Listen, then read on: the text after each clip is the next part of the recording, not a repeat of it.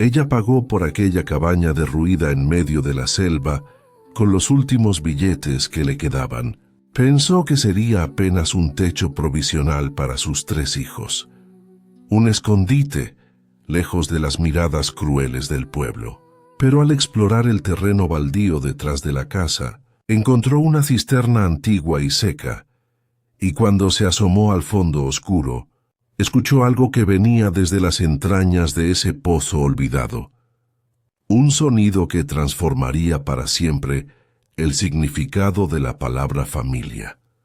Puedes imaginar lo que es quedarte sin nada, absolutamente sin nada, y tener que refugiarte en una choza olvidada por Dios en medio de la selva colombiana, solo para descubrir que en el patio trasero, dentro de una cisterna abandonada, alguien llevaba días agonizando, esperando que la encontraras o que la muerte llegara primero. Parece una historia inventada, pero sucedió de verdad en las montañas de Antioquia en 1993. Y lo que esa mujer encontró allá abajo no era solo un secreto, que era una verdad capaz de desmoronar el poder de los intocables y redefinir lo que significa proteger a los indefensos.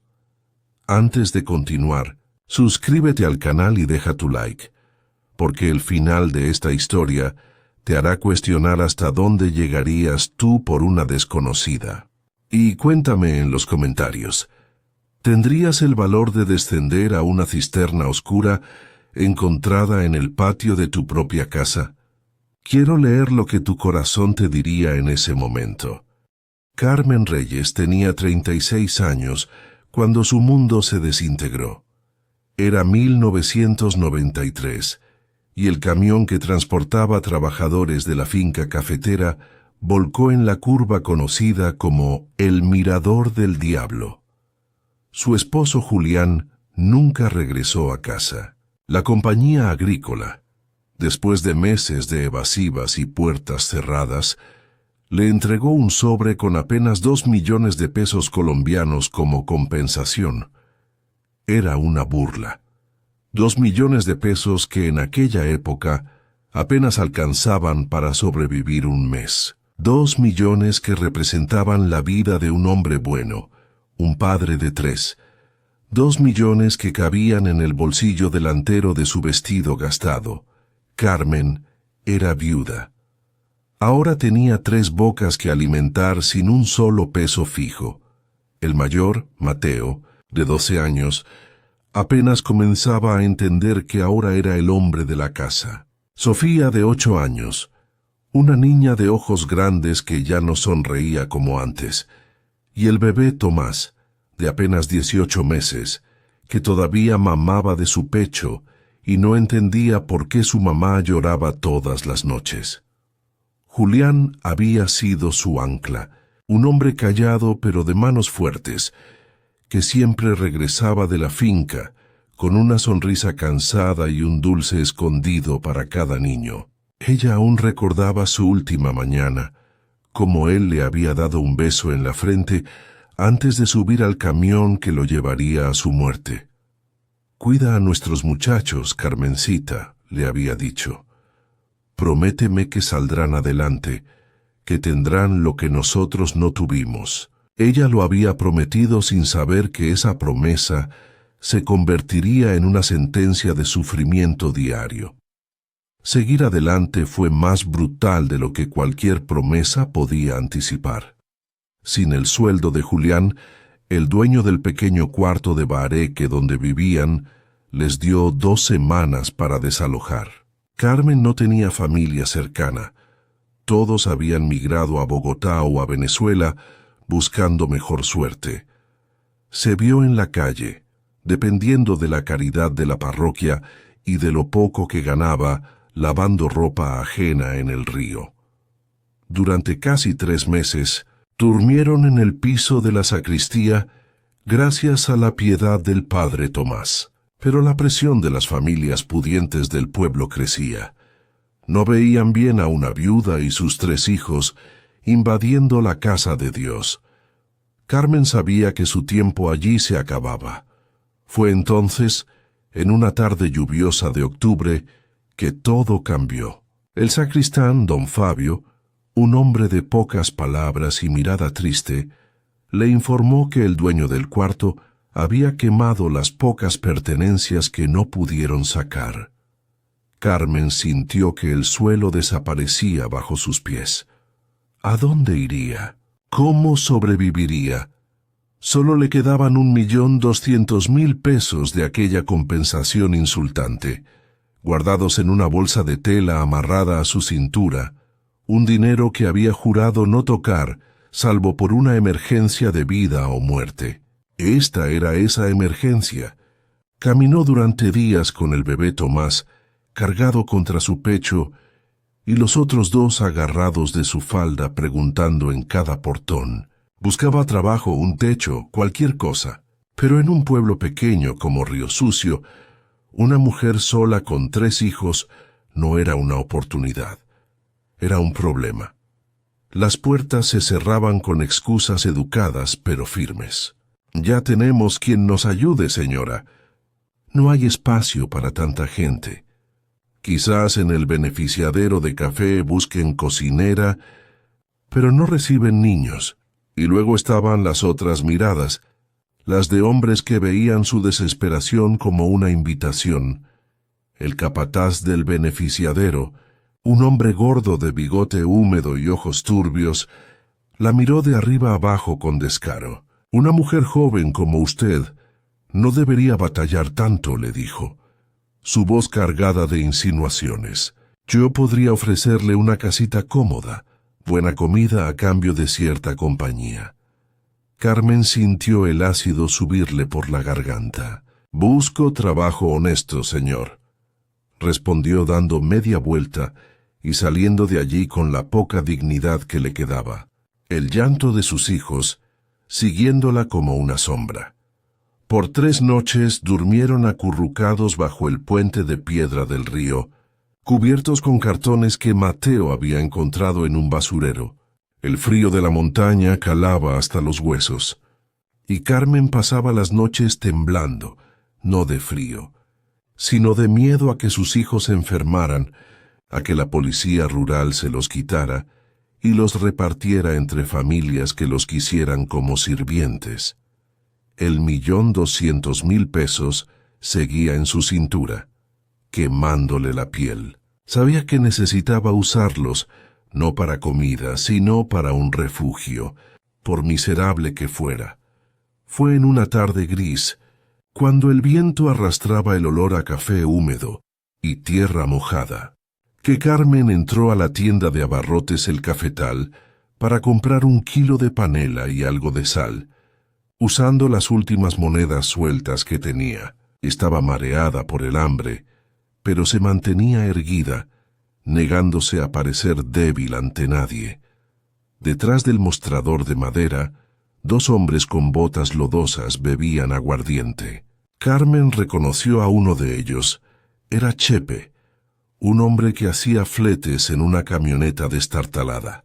El otro era un desconocido, un comprador de madera. «Esa choza sigue ahí pudriéndose», decía Chepe limpiándose la boca con el dorso de la mano. «El dueño, ese holandés loco, desapareció hace años y nadie reclamó nada. El municipio quiere quitarla de sus registros, pero está muy metida en la selva. Les cuesta más ir hasta allá que dejarla pudrirse. ¿Y quién querría esa basura?», respondió el otro. «Esa cabaña está más picada que un colador. Dicen que el holandés, un tal Van der Berg, estaba metido en cosas raras». Desapareció así nomás, sin dejar rastro. Chepe continuó.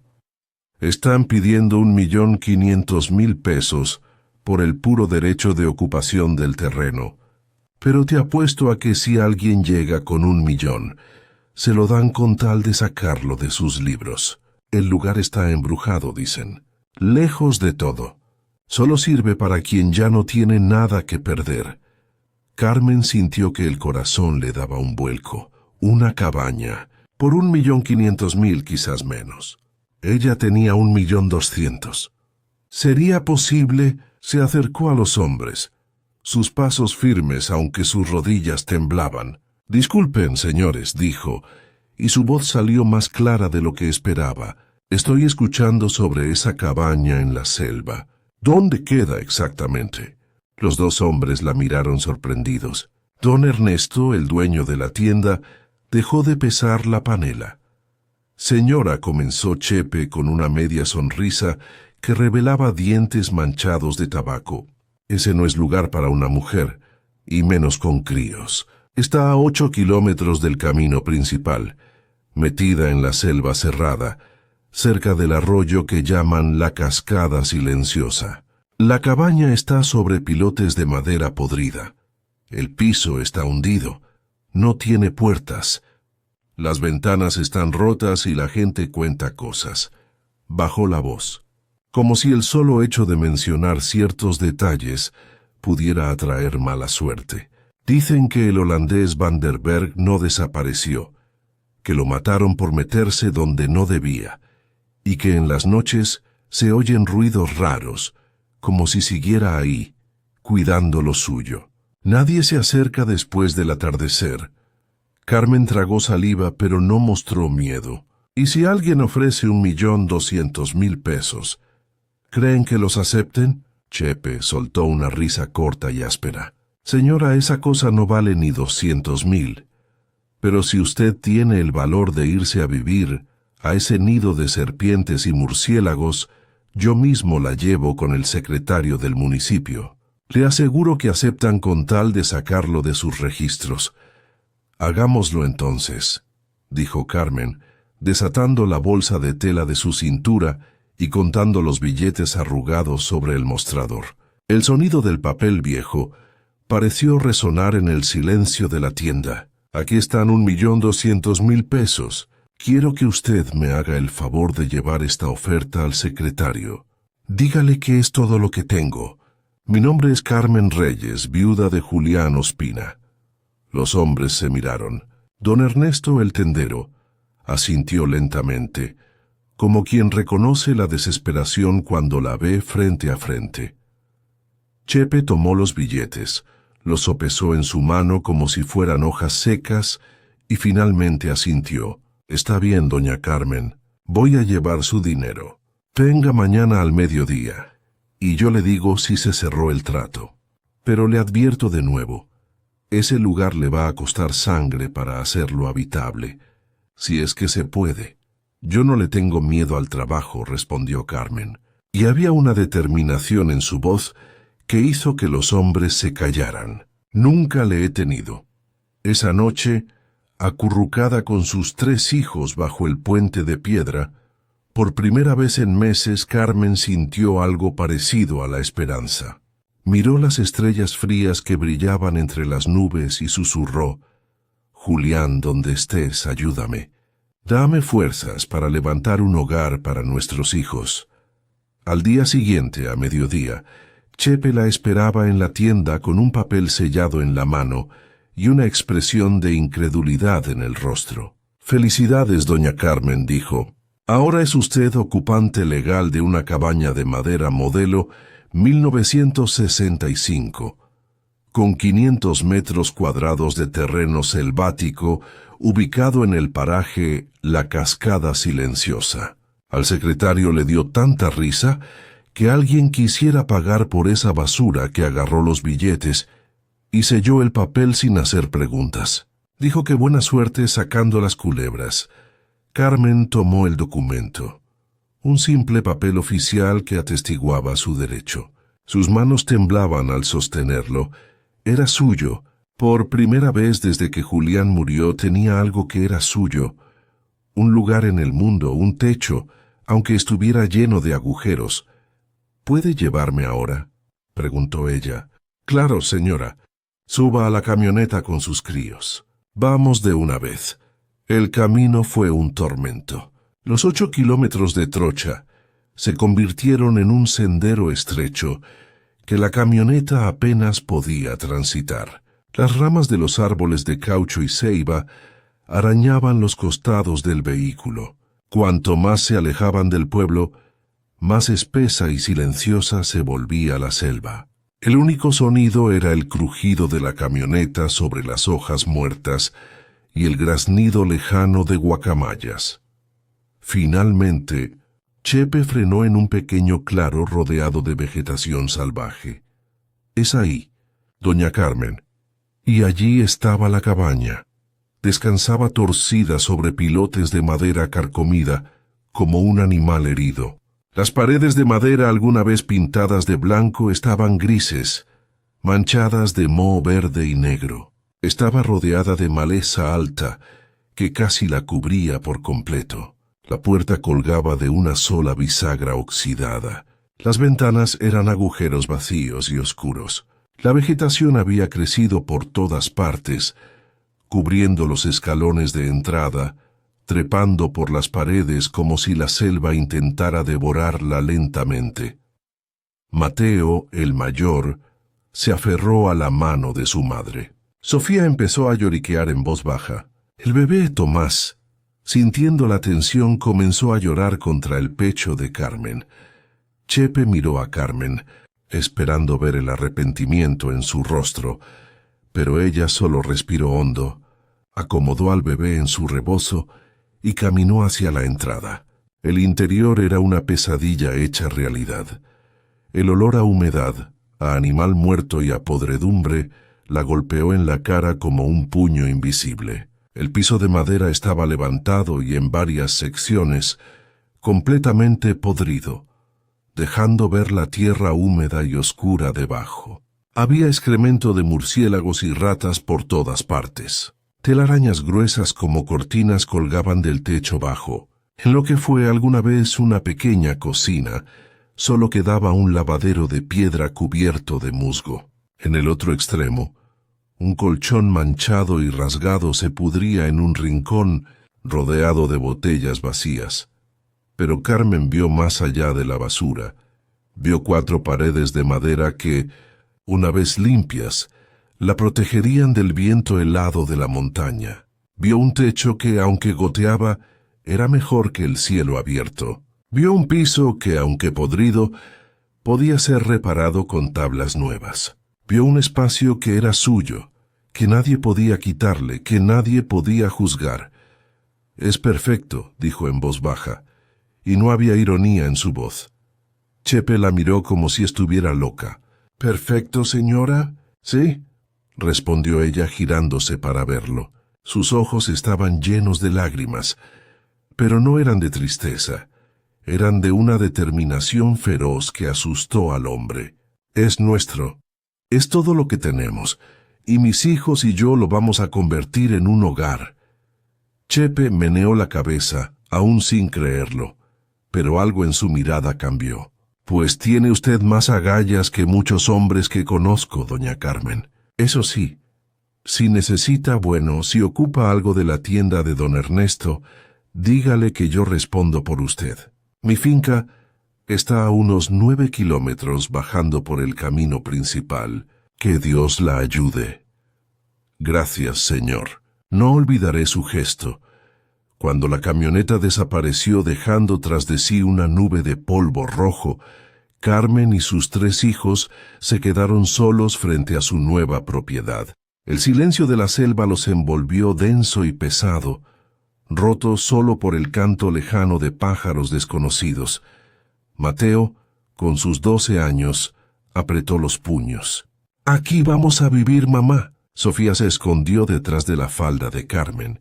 El bebé Tomás comenzó a llorar abiertamente. Carmen apretó la mandíbula. «Aquí vamos a vivir», dijo con firmeza. «Huele feo ahora, pero es nuestro. Vamos a limpiarlo. Este lugar será nuestro castillo. ¿Entienden? Nadie nos va a correr de aquí. Nadie».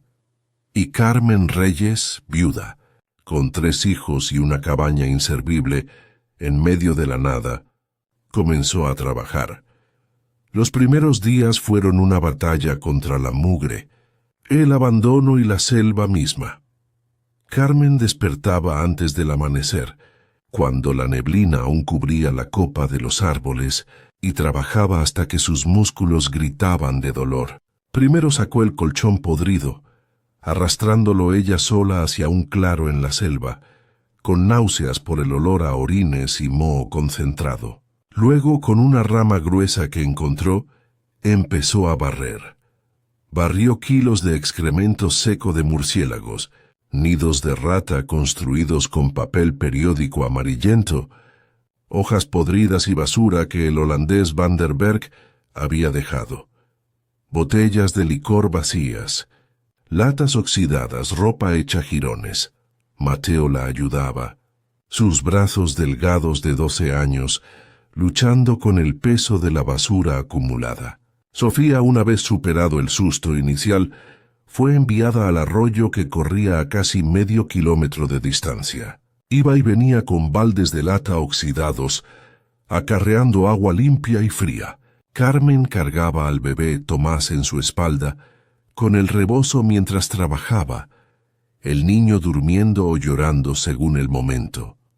Carmen usó esa agua y un pedazo de su propia ropa para lavar cada centímetro del interior. Fregó las paredes de madera, el lavadero de piedra, el techo bajo. El olor a humedad no se iba del todo, pero el olor a podredumbre empezó a ceder poco a poco.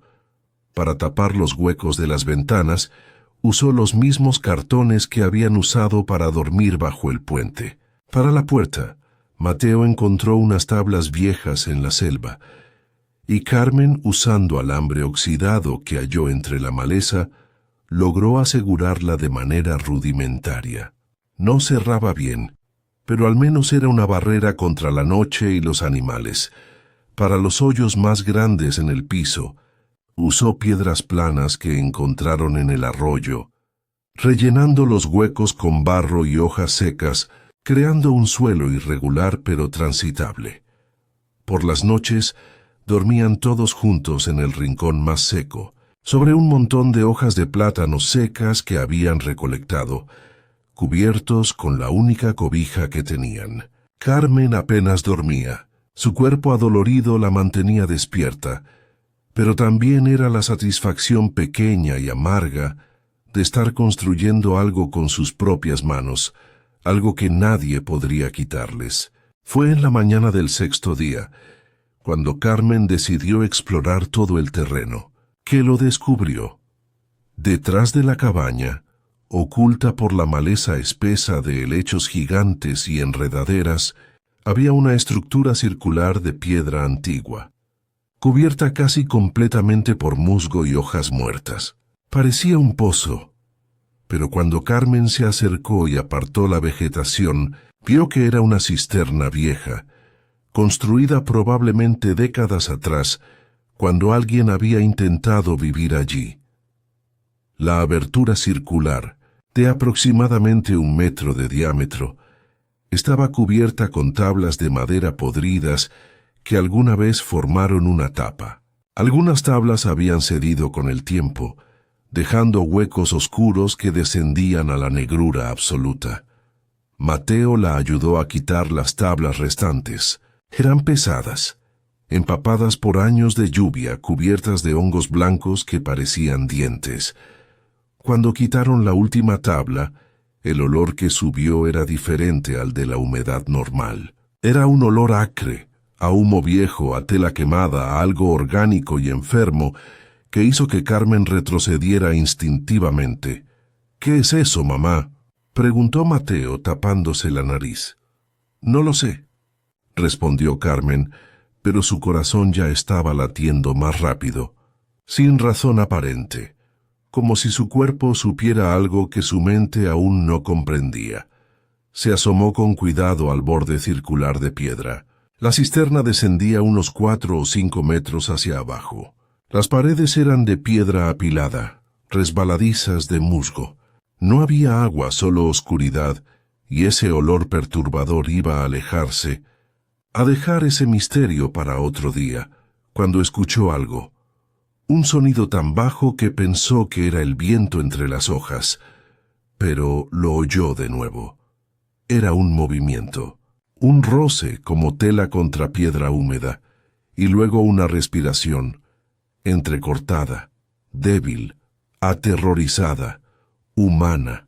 Su sangre se heló en las venas, Había algo vivo allá abajo, en el fondo de esa cisterna seca. Mateo, pálido como la cal, se aferró al brazo de su madre con fuerza. ¿Qué fue eso, mamá? Carmen levantó un dedo pidiendo silencio absoluto. El único sonido era el canto de los pájaros en la selva y el murmullo distante del arroyo. Y entonces, de nuevo, la respiración. Un jadeo rápido, doloroso, seguido de un gemido ahogado que venía desde las profundidades de la cisterna. «¿Quién está ahí?», gritó Carmen, su voz temblando a pesar de sí misma, agarrando un palo largo que encontró entre la maleza. «Salga de ahí ahora mismo, o llamo a la policía». El silencio que siguió fue total, opresivo. Carmen se inclinó un poco más sobre la abertura circular, su corazón golpeando tan fuerte que le dolía el pecho. Mateo y Sofía, que había corrido al oír el grito de su madre, se acurrucaron detrás de ella. El bebé Tomás, sintiendo la tensión, empezó a llorar en el rebozo. «Por favor», intentó de nuevo, su voz más suave pero temblando. «Si hay alguien ahí abajo, responda. No vamos a lastimarlo. Tenemos niños aquí, no queremos problemas». Y entonces, como un susurro salido de las entrañas de la tierra, una voz débil, rasposa, claramente femenina y aterrorizada, respondió en un español claro pero quebrado por el dolor. «Ayuda, por favor. No dejen que me encuentren. No griten. Se lo suplico». Carmen casi dejó caer el palo. Sus rodillas fallaron y tuvo que apoyarse en el borde de piedra de la cisterna para no caer. Había una mujer escondida en el fondo de una cisterna seca en su propio patio. Su primer pensamiento fue de terror absoluto. Era una criminal, una fugitiva, alguien peligroso. ¿Estaban sus hijos en peligro? Miró a Mateo, que temblaba, pero sostenía una piedra en la mano, listo para defender a su hermana y al bebé si era necesario. El miedo de Carmen se transformó instantáneamente en furia protectora. «Salga de ahí ahora mismo. Salga con las manos donde pueda verlas. No voy a repetirlo». Pero la única respuesta fue un tosido seco, doloroso y un gemido de agonía. «No puedo, estoy herida». «Por favor, señora, agua. Solo un poco de agua. Ellos me buscan. Me van a matar». La voz era joven, sonaba desesperada, rota por el dolor y la deshidratación. Carmen estaba paralizada, atrapada entre el miedo por sus hijos y la súplica de la voz. ¿Qué hacía? ¿Correr al pueblo? Tardaría horas, y no podía dejar a sus hijos solos con una desconocida escondida en su propiedad. No podía arrastrarlos por la selva con un posible peligro. Con el corazón en la garganta, Carmen tomó una decisión. Necesitaba ver. Necesitaba saber a qué se enfrentaba. Mateo dijo, tratando de mantener la voz firme: «Lleva a Sofía y al bebé adentro de la cabaña. Quédense ahí y cierren la puerta. No salgan por nada del mundo hasta que yo les diga». Ahora Mateo, aunque asustado, obedeció. Agarró a Sofía de la mano y Carmen le pasó al bebé Tomás.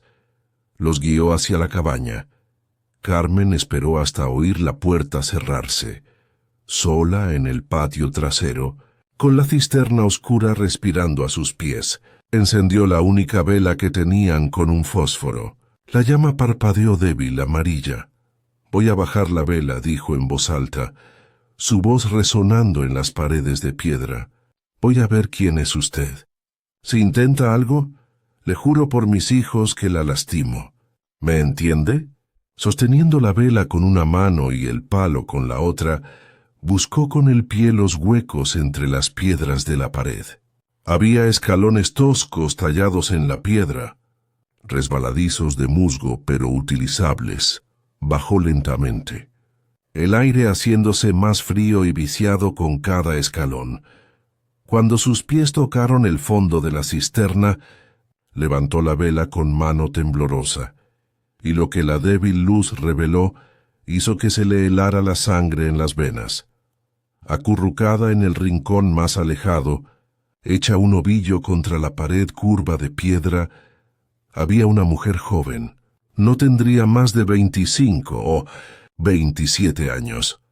Pero lo que la hacía irreconocible como ser humano eran las quemaduras. Su rostro estaba desfigurado por quemaduras graves que cubrían el lado izquierdo completamente, desde la frente hasta el cuello. La piel estaba en carne viva en algunas partes, ampollada y supurante en otras, con un color rojo oscuro que parecía carne cocida. Su cabello, alguna vez negro y largo, estaba chamuscado, reducido a mechones quemados que colgaban sobre su rostro destrozado. Vestía lo que alguna vez fueron unos pantalones de mezclilla y una camisa, ahora hechos jirones y negros de hollín. Su brazo izquierdo estaba envuelto en trapos sucios que alguna vez fueron blancos, pero que ahora estaban empapados de un líquido amarillento que olía a infección y a carne quemada. Su ojo izquierdo estaba cerrado por la hinchazón de las quemaduras, pero su ojo derecho, el único visible, estaba abierto, desorbitado, fijo en Carmen con un terror tan puro, tan absoluto que le dio náuseas. «Dios santo», susurró Carmen, sintiendo que las lágrimas le brotaban sin permiso. «Por Dios, ¿qué te hicieron?» La mujer tembló tan violentamente que sus dientes castañetearon. Se encogió aún más contra la pared de piedra húmeda, levantando sus manos quemadas como para protegerse. «No, no me entregue», suplicó, y su voz era un graznido ronco. «Por favor, señora, por el amor de Dios, no deje que me encuentren. Me van a quemar viva esta vez. Me van a terminar de matar». Carmen sintió que el corazón se le partía en dos. No era una criminal, era una víctima, una mujer torturada y aterrorizada, escondida en el fondo de una cisterna como un animal herido esperando la muerte. «Cálmate», dijo suavemente, bajándose despacio en cuclillas para no asustarla más. «No te voy a entregar a nadie, no te voy a lastimar. Te lo juro por la vida de mis 3 hijos, te lo juro». La mujer la miró, el terror en su ojo sano luchando contra un atisbo de esperanza tan frágil que parecía que se rompería con el menor movimiento. «¿Quién es usted?», preguntó con voz quebrada. «Me llamo Carmen, Carmen Reyes. Acabo de mudarme a esta cabaña hace una semana». Le mostró sus manos sucias de lodo y madera podrida. «No sabía que había alguien aquí». «Nadie me dijo nada. ¿Se mudó?», preguntó la mujer parpadeando confundida. «Este lugar estaba abandonado. Llevo aquí mucho tiempo. No sé cuánto. Los días se mezclan». «Pues ya no está abandonado», dijo Carmen con firmeza. «Ahora es mío, es mi casa». «¿Y tú cómo te llamas?». La mujer dudó, sus ojos yendo de la cara de Carmen a la abertura circular arriba, como si calculara si podía confiar en ella. Finalmente, con voz casi inaudible, respondió: «Lucía, me llamo Lucía. Lucía Montoya. Lucía», repitió Carmen suavemente. «¿Cuánto tiempo llevas aquí abajo?». La mujer miró hacia la oscuridad como si intentara contar los días en las paredes de piedra. «No sé, mucho. Las quemaduras, creo que fue hace 2 semanas, tal vez más. Perdí la cuenta. No veo el sol. Solo sé cuando llueve porque el agua cae por las grietas». Carmen sintió un nudo en la garganta. 2 semanas o más. Esta mujer había estado sobreviviendo en el fondo de una cisterna, quemada, sola, mientras Carmen luchaba por un techo en el pueblo. «¿Y qué comiste? ¿Cómo sobreviviste?». Lucía bajó la mirada, avergonzada. Tenía una mochila con algunas cosas. Pan, galletas. Se acabaron hace días.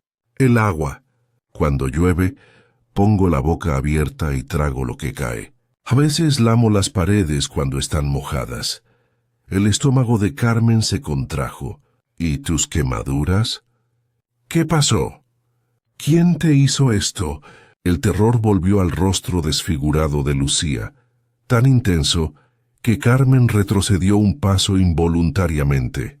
Ellos, los hombres de don Laureano, los paramilitares, me rociaron con gasolina y me prendieron fuego. Creí que me iba a morir. Creí que me iban a dejar arder hasta convertirme en ceniza. Carmen subió los escalones de piedra, su cuerpo pesado no solo por el esfuerzo, sino por el peso de la decisión que estaba a punto de tomar. Ya arriba, llamó a Mateo. Los niños salieron de la cabaña, sus caritas pálidas de miedo. «Escúchenme bien», dijo Carmen, arrodillándose para mirarlos a los ojos. «Hay una mujer ahí abajo. Está muy herida y tiene mucho miedo. Gente mala la lastimó. Nadie, absolutamente nadie puede saber que ella está aquí. ¿Entienden? Si alguien pregunta, no oímos nada, no vimos nada». Los niños asintieron solemnemente. Mateo, con sus 12 años, entendía más de lo que debería. Sofía temblaba, pero asintió también. El bebé Tomás, en los brazos de su hermano mayor, miraba con ojos grandes sin comprender. Carmen bajó de nuevo a la cisterna con agua en un jarro de lata y un poco de panela disuelta. Lucía bebió desesperadamente, el agua corriendo por su barbilla quemada, mezclándose con lágrimas de alivio. Cuando terminó, se recostó contra la pared húmeda, cerrando su ojo sano por un momento. «Ahora habla, Lucía», dijo Carmen sentándose frente a ella en el suelo frío. «¿Por qué te buscan? ¿Qué fue lo que viste?» Lucía respiró hondo, el aire silbando por su garganta dañada. «Soy periodista». «Bueno, era». Trabajaba para un periódico pequeño en Medellín. Estaba investigando desapariciones en esta región. Familias enteras que desaparecían en la noche. Niños que iban a la escuela y nunca regresaban.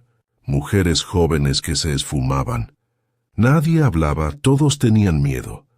Carmen asintió comenzando a entender. «Encontré a una niña», continuó Lucía, su voz baja y cargada de dolor.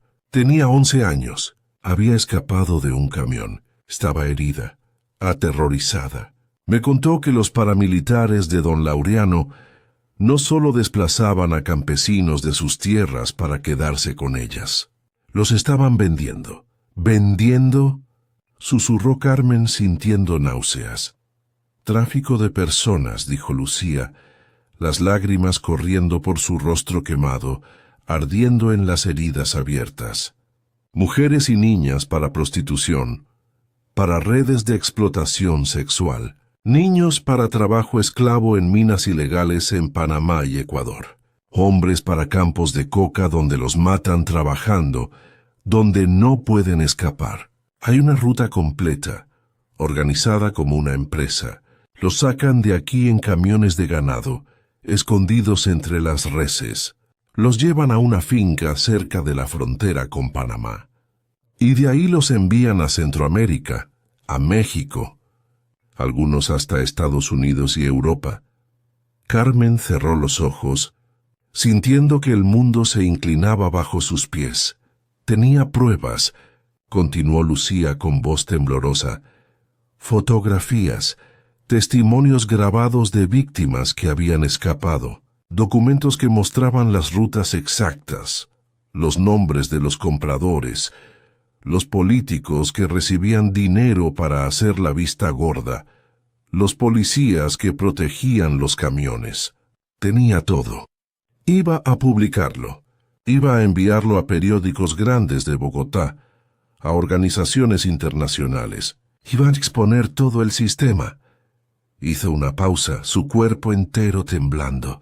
«Pero alguien me delató. Una noche, cuando estaba en mi habitación en una pensión aquí en Río Sucio, revisando mis notas finales, preparando el artículo, entraron 4 hombres armados. Uno de ellos era el capitán Moreno, de la policía rural.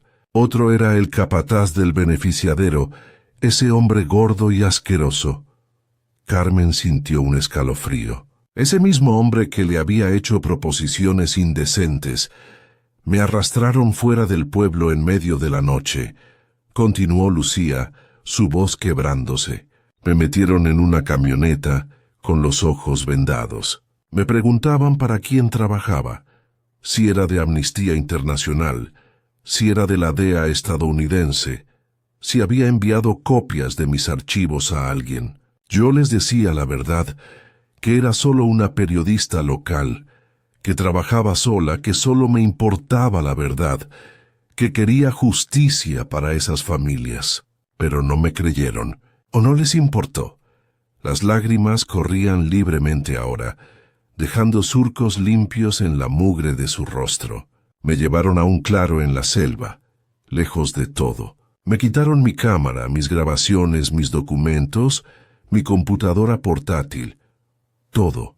Lo quemaron todo frente a mí. Hicieron una fogata con mi trabajo de 2 años. Y luego el capitán Moreno sacó un bidón de gasolina del maletero de la camioneta. Lucía cerró su ojo sano, reviviendo el horror. Dijo algo que nunca voy a olvidar. Dijo: «Esta es la advertencia para todos los que meten la nariz donde no deben, especialmente las mujeres que no saben cuál es su lugar». Carmen ahogó un grito, llevándose la mano a la boca. «Me rociaron con gasolina», continuó Lucía, su voz apenas un susurro. «Me empaparon completamente. Podía sentir el líquido frío bajando por mi espalda, empapando mi ropa, mi cabello.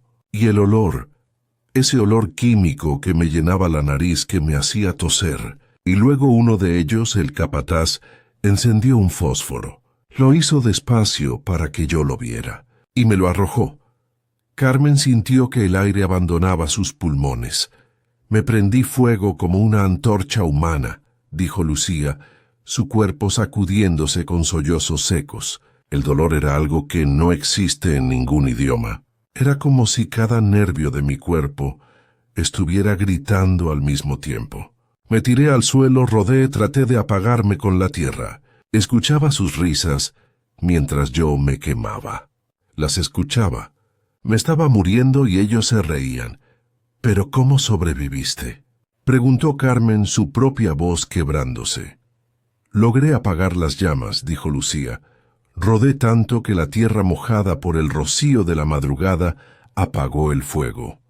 Pero ya estaba quemada, mi cara, mi brazo, mi espalda, mis piernas, todo, y me dejaron ahí creyendo que moriría en unas horas por las quemaduras, por las infecciones, por el shock.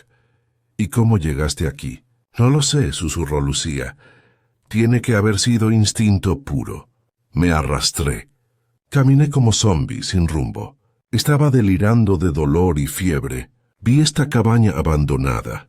Pensé: «Aquí puedo morir en paz bajo un techo». Vi la cisterna. Pensé: «Aquí abajo estaré escondida. Nadie me encontrará». Y me dejé caer. Y esperé la muerte, pero no llegó. Y entonces los oí a ustedes, a usted y a sus hijos, y pensé que eran ellos, que habían vuelto para terminar el trabajo. El silencio que siguió fue denso, cargado. Carmen lo entendió todo en ese momento. Esta mujer no solo había visto un crimen, había documentado el corazón podrido del imperio de Laureano, la ruta del tráfico de personas. Los niños desaparecidos, las familias destruidas, que ahora la querían muerta, no solo por venganza, sino para enterrar la verdad. Carmen se quedó sentada en el fondo frío de la cisterna. El silencio era absoluto, roto solo por el goteo de agua en las paredes de piedra. Tráfico de personas, prostitución infantil, esclavitud, don Laureano Cifuentes, capitán Moreno, el capataz. Cada palabra era una sentencia de muerte. Su primer instinto fue animal, primitivo: huir, tapar la cisterna, tomar a sus 3 hijos y correr sin mirar atrás, aunque no tuvieran a dónde ir. ¿Qué valía la vida de esta mujer desconocida contra la vida de sus 3 hijos? ¿Qué valía contra la vida del bebé Tomás, que apenas estaba aprendiendo a caminar.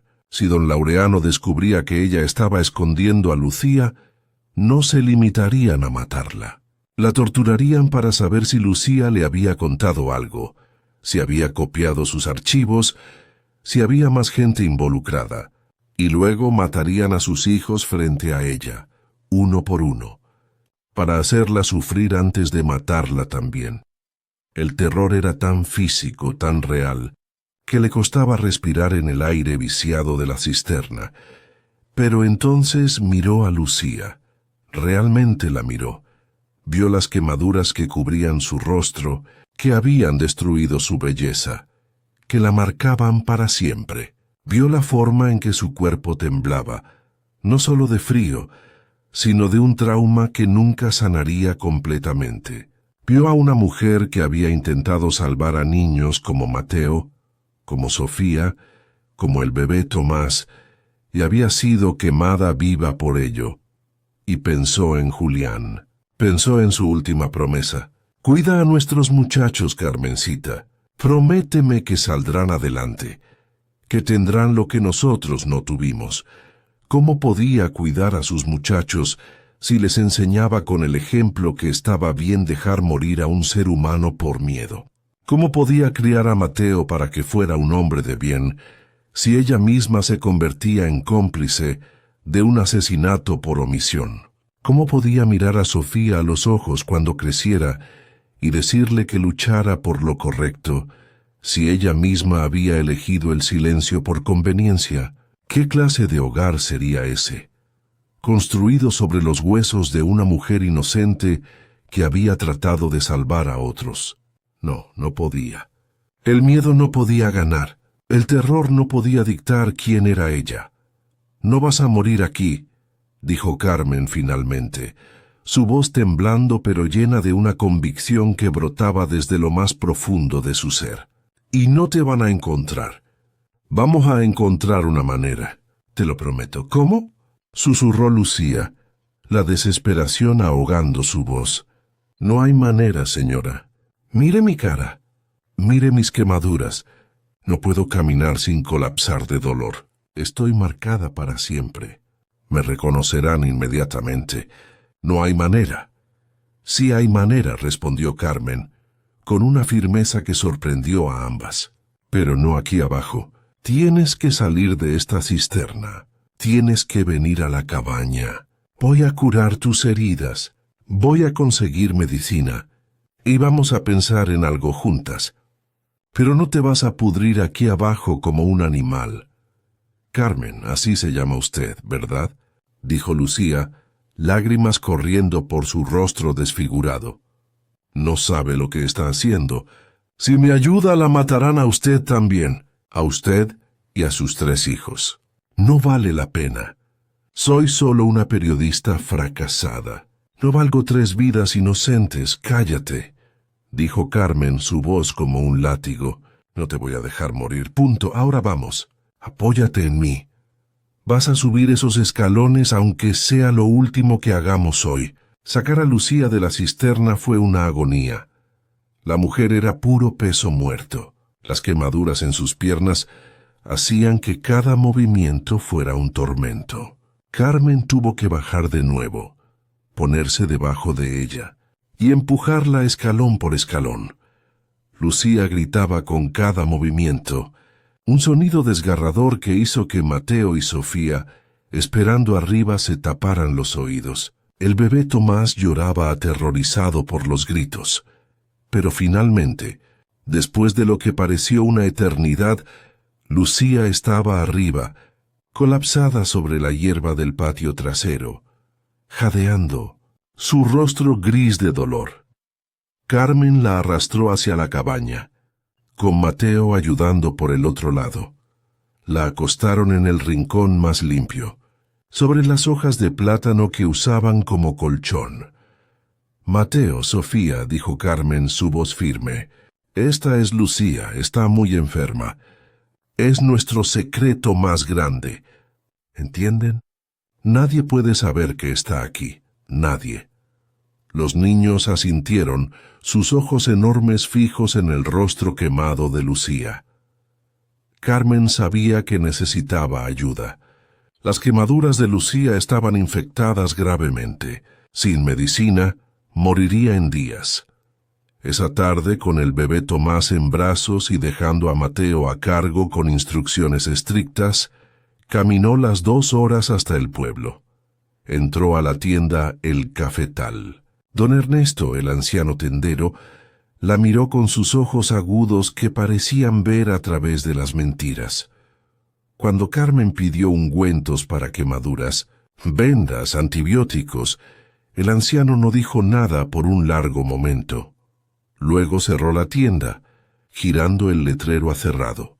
«Es ella, ¿verdad?», dijo en voz baja. La periodista. «Lucía Montoya». La que quemaron Carmen se desmoronó llorando. «Mis hijos tienen hambre. Ella se está muriendo. Yo no sabía qué hacer, Don Ernesto levantó una mano, deteniéndola. «Lo que usted está haciendo es una locura suicida, hija». Laureano no perdona. Esa mujer documentó cosas que nadie debe saber. Pero hizo una pausa larga. Su rostro se endureció con un dolor antiguo. Yo tenía una nieta. Se llamaba Rosa. Tenía 12 años. Desapareció hace 4 años, cuando iba de regreso de la escuela a casa. Nunca la encontramos. Pero yo sé que fue Laureano y sus hombres, que está en alguna parte, esclavizada, prostituida o muerta en una fosa. Yo sé. Las lágrimas corrían por las arrugas profundas de su rostro. Ayudarla a usted no me devolverá a mi Rosa. Pero si esa muchacha vive, si logra salir de aquí y contar lo que vio, entonces tal vez, solo tal vez, otras niñas como mi Rosa tendrán una oportunidad. Le dio a Carmen todo lo que necesitaba: ungüentos especiales de sábila y miel para quemaduras, antibióticos veterinarios, vendas limpias, comida extra. Pero no pueden quedarse en esa cabaña, advirtió. Es el primer lugar donde buscarán. Existe un lugar llamado el Refugio de las Nieblas. Está a 4 días cruzando las montañas. Gente que también huye de Laureano vive allá. Si llegan estarán a salvo, pero necesitan papeles. Vuelva en 2 semanas. Conseguiré documentos falsos. No son perfectos, pero les darán tiempo. Durante los siguientes días, Carmen cuidó a Lucía con una dedicación que rozaba lo sobrehumano. Limpiaba las quemaduras 3 veces al día con agua hervida y el ungüento de don Ernesto. Lucía gritaba cada vez, mordiéndose un palo de madera para no alertar a nadie. Las quemaduras en su rostro eran las peores. La piel estaba viva, en carne viva, supurando constantemente. Carmen aplicaba el ungüento con manos temblorosas pero firmes, vendando después con tela limpia. Le daba los antibióticos veterinarios 2 veces al día, disueltos en agua tibia. Le preparaba caldos suaves de lo poco que tenían. Lentamente, milagrosamente, las quemaduras comenzaron a sanar. No completamente, nunca completamente. Lucía quedaría marcada para siempre, su rostro una máscara permanente de piel rosada y blanca, de cicatrices gruesas que tiraban de su boca hacia un lado. Pero dejó de arder en fiebre. La infección retrocedió. Al 8º día pudo sentarse sin ayuda. Mateo, Sofía y hasta el bebé Tomás se acostumbraron a su presencia. Sofía especialmente se sentaba a su lado y le contaba historias inventadas para distraerla del dolor. Lucía lloraba escuchándola, agradecida por esa inocencia, por esa bondad que aún existía en el mundo. Fue en la tarde del 10º día que llegaron las camionetas. Carmen estaba afuera, lavando ropa cuando oyó los motores acercándose por el sendero. El corazón se le detuvo. «Mateo», gritó. «¡Código rojo!». Era la señal que habían practicado. Mateo, con movimientos rápidos y precisos, ayudó a Lucía a salir por la puerta trasera. La llevaron medio arrastrando hacia el tanque de agua elevado que estaba en el patio trasero. montado sobre una plataforma de madera a 2 metros del suelo. Era un viejo contenedor de metal oxidado que había estado allí cuando compraron la propiedad. Estaba lleno de agujeros, inservible, pero era el único escondite disponible. Con esfuerzo sobrehumano, subieron a Lucía por la escalera tambaleante. Ella se metió dentro del tanque por la abertura superior, encogiéndose entre el metal oxidado y las hojas muertas acumuladas. «Adentro», ordenó Carmen a sus hijos. Las camionetas se detuvieron frente a la cabaña justo cuando Carmen cerraba la puerta. Eran 2 camionetas. 5 hombres armados. El capitán Moreno bajó primero. Su uniforme estaba impecable, su panza colgando sobre el cinturón, una pistola en la cadera. A su lado, el capataz del beneficiadero con su bigote húmedo y su sonrisa repugnante. Carmen salió, secándose las manos en su falda, forzando a su rostro a parecer confundido, no aterrorizado. «Buenos días, señores», dijo. «¿Se les ofrece algo?» Moreno sonrió sin alegría. «Buenos días, señora. ¿Qué casita tan modesta? Soy el capitán Moreno de la Policía Rural. Estamos buscando a alguien. Una mujer de unos 25 años, cabello negro, periodista de Medellín. Está herida, quemada gravemente. Don Laureano Cifuentes está muy preocupado por ella. Ofrece 5 millones de pesos por información que lleve a encontrarla». 5 millones de pesos. Era una fortuna imposible, inimaginable. Con ese dinero Carmen podría comprar una casa de verdad en cualquier ciudad, alimentar a sus hijos durante años, darles educación, darles un futuro. Todo lo que tenía que hacer era señalar hacia el tanque de agua. Pero entonces recordó el rostro quemado de Lucía. Recordó la historia de niños desaparecidos, de la nieta de don Ernesto, de familias destrozadas. «¿Una mujer quemada?», dijo Carmen fingiendo confusión perfecta. «No, señor, aquí solo estamos yo y mis 3 hijos. No hemos visto a nadie. A veces oímos animales en la noche, coyotes, pero gente, ninguna». Moreno se acercó más olfateando el aire como un perro de caza. «Hay un olor extraño aquí, como a ungüento medicinal a hierbas». El corazón de Carmen latía tan fuerte que estaba segura de que él podía oírlo. «Es mi hijo, el bebé Tomás», mintió con voz firme. Se quemó la manita con agua caliente cuando estaba cocinando. Se le hizo una ampolla horrible. Don Ernesto me fió un ungüento de sábila para curarlo. Moreno la estudió con ojos de serpiente. «¿Y vive sola aquí? ¿Una mujer joven con 3 hijos en medio de la selva?» «No es valentía, señor», respondió Carmen con humildad estudiada. «Es necesidad pura. No tenía a dónde más ir después de que mi esposo murió. No le importa si echamos un vistazo, ¿verdad?», dijo Moreno, y no era una pregunta. Su mano descansó sobre la pistola, solo para asegurarnos de que todo está en orden. «Adelante, capitán», dijo Carmen, sintiendo que sus piernas temblaban, pero manteniéndolas firmes. «No tengo nada que esconder. Solo les pido que no asusten a mis niños». Moreno y 2 de sus hombres entraron a la cabaña, registrando cada rincón con brutalidad. Voltearon las mantas, patearon las tablas del piso, abrieron el armario improvisado donde Carmen guardaba sus pocas pertenencias. Mateo, Sofía y el bebé Tomás estaban acurrucados en el rincón, temblando. Mateo sostenía a sus hermanos con brazos protectores. Su rostro pálido pero valiente. No encontraron nada.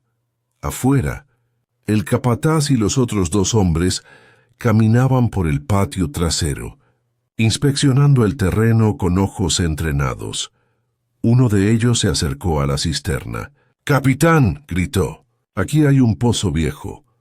Moreno salió de la cabaña. Carmen lo siguió, su corazón en la garganta, rezando en silencio. El hombre se asomó a la cisterna con una linterna potente, iluminando el fondo. Está seco, completamente vacío. Solo hay musgo y piedras. Moreno asintió, pero sus ojos seguían escaneando el patio con desconfianza. Entonces los fijó en el tanque de agua elevado. ¿Y ese tanque?, preguntó señalándolo con el dedo. ¿Funciona? No, señor, respondió Carmen rápidamente. Quizás demasiado rápido. Está roto, lleno de agujeros. Lo dejamos porque pesa mucho y no tenemos cómo bajarlo. No sirve para nada. Moreno caminó hacia la plataforma de madera, sus botas pesadas haciendo crujir los tablones viejos y carcomidos. Subió la escalera tambaleante. Escalón por escalón, Carmen sintió que el mundo se detenía. El tiempo se congeló. Lucía estaba allí dentro, a centímetros de él, escondida en la oscuridad del tanque. Moreno llegó a la plataforma superior y se asomó por la abertura del tanque, mirando dentro con ojos entrecerrados. Dentro solo había oscuridad, hojas muertas, óxido y sombras profundas. El capitán golpeó el costado del tanque con el cabo de su rifle. Una vez, el sonido metálico resonó como una campana de catedral vibrando en el metal viejo. 2 veces, más fuerte. El tanque entero vibró con el impacto. Si alguien estaba dentro, ese golpe los habría impactado directamente en el cuerpo o en la cabeza, dependiendo de cómo estuvieran acurrucados. El sonido dentro del tanque debió ser ensordecedor, un trueno de metal que perforaba los tímpanos. Carmen cerró los ojos, apretando los puños, hasta que las uñas se le clavaron en las palmas, esperando el grito, el movimiento, el sonido de un cuerpo golpeando el metal, cualquier cosa que delatara la presencia de Lucía, pero no hubo ningún sonido, solo el eco del metal resonando, y luego silencio absoluto. «Está vacío», gritó Moreno desde arriba, su voz cargada de frustración. «Solo basura y óxido. No hay nada aquí». Bajó de la plataforma sacudiendo la cabeza, limpiándose las manos en su pantalón. Se acercó a Carmen, estudiando su rostro con ojos de depredador. «Si ve a una mujer quemada vagando por esta zona, señora, sería muy inteligente de su parte avisarnos inmediatamente. 5 millones de pesos es más dinero del que usted verá jamás en toda su vida lavando ropa ajena. Piénselo bien». Carmen asintió humildemente, manteniendo los ojos bajos. «Si veo algo, avisaré, señor». Moreno la miró un momento más, sus ojos llenos de sospecha. Luego escupió en el suelo, cerca de los pies descalzos de Carmen. «Vámonos», ordenó a sus hombres. «Esta mujer no sabe nada. Probablemente la periodista ya está muerta en algún barranco, comida por los animales o podrida de infección. Las quemaduras que le hicimos no perdonan». Los hombres subieron a las camionetas. Los motores rugieron. Se fueron, dejando tras de sí una nube de polvo rojo y el olor a diésel quemado. Carmen no se movió, no respiró, no lloró. Esperó hasta que el sonido de los motores desapareció completamente, tragado por el silencio denso de la selva. Esperó 5 minutos más, inmóvil como una estatua. Entonces corrió hacia el tanque. «Lucía».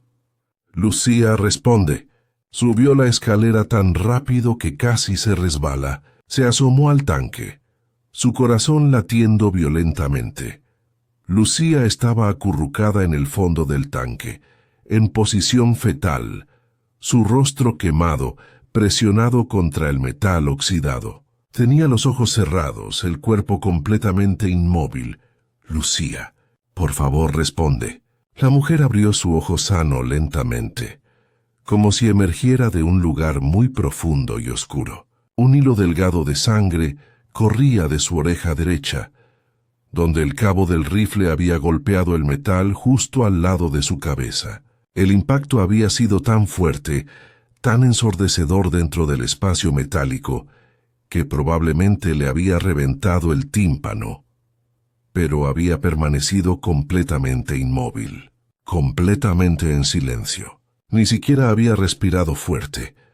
«Ya se fueron», susurró Carmen, lágrimas corriendo por su rostro. «Ya se fueron. Estás a salvo». La ayudó a salir del tanque con cuidado.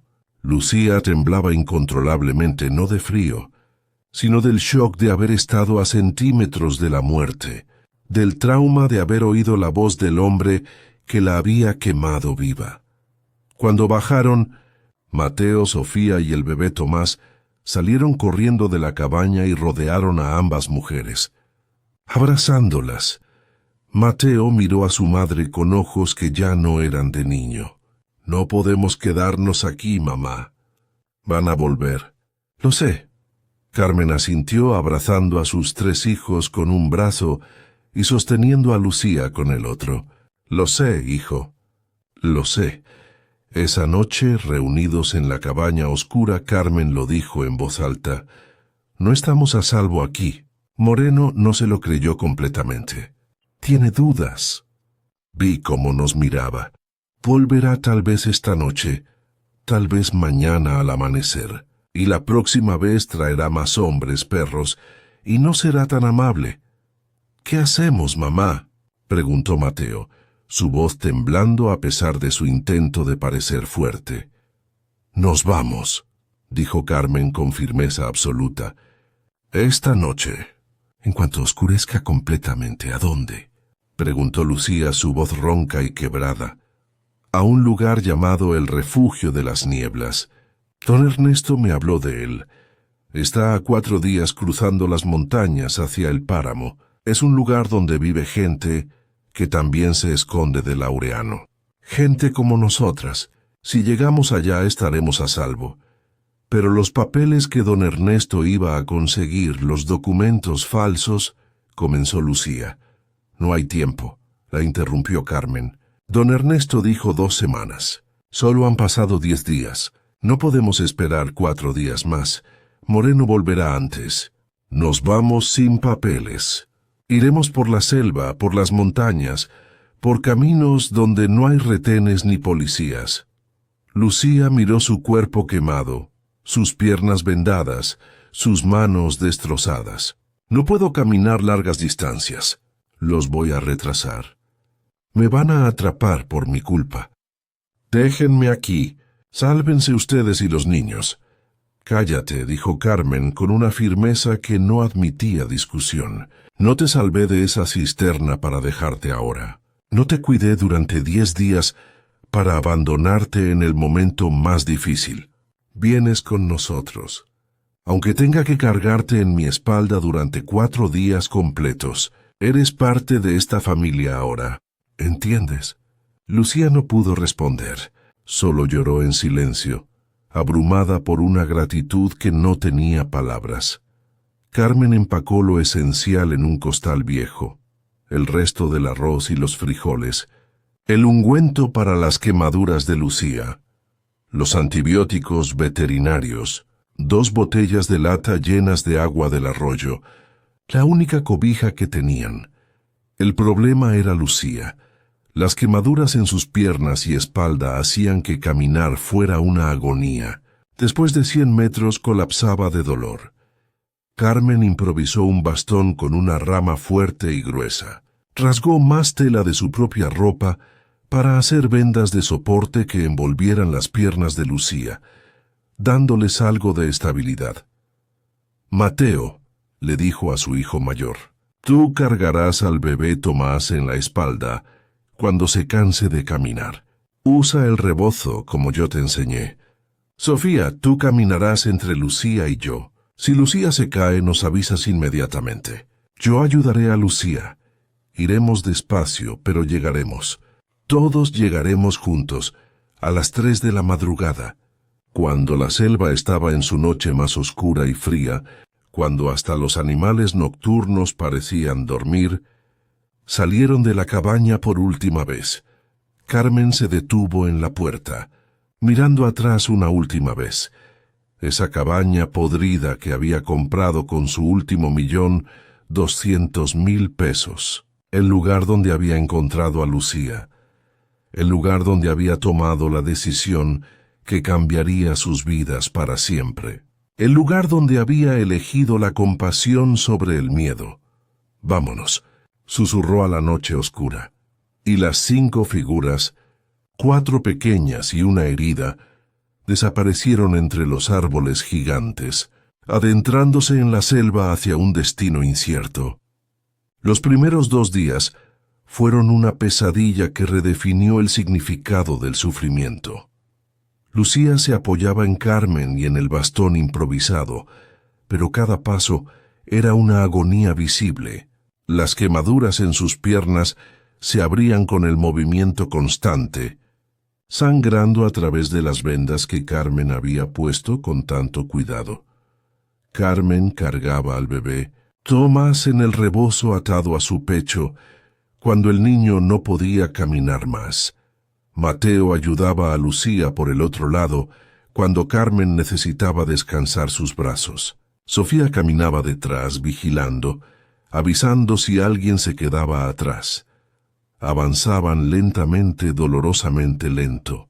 Paraban cada hora para que Lucía pudiera descansar, para que el bebé pudiera tomar agua, para que todos pudieran recuperar el aliento. El segundo día, cuando el sol estaba en su punto más alto y el calor era insoportable, escucharon el sonido inconfundible de helicópteros volando bajo sobre la selva. Moreno los estaba buscando con recursos aéreos, con dinero de Laureano, con toda la fuerza del Estado corrupto. Se escondieron bajo la vegetación más densa, cubriéndose con hojas y ramas, sin moverse durante 2 horas, hasta que el sonido desapareció.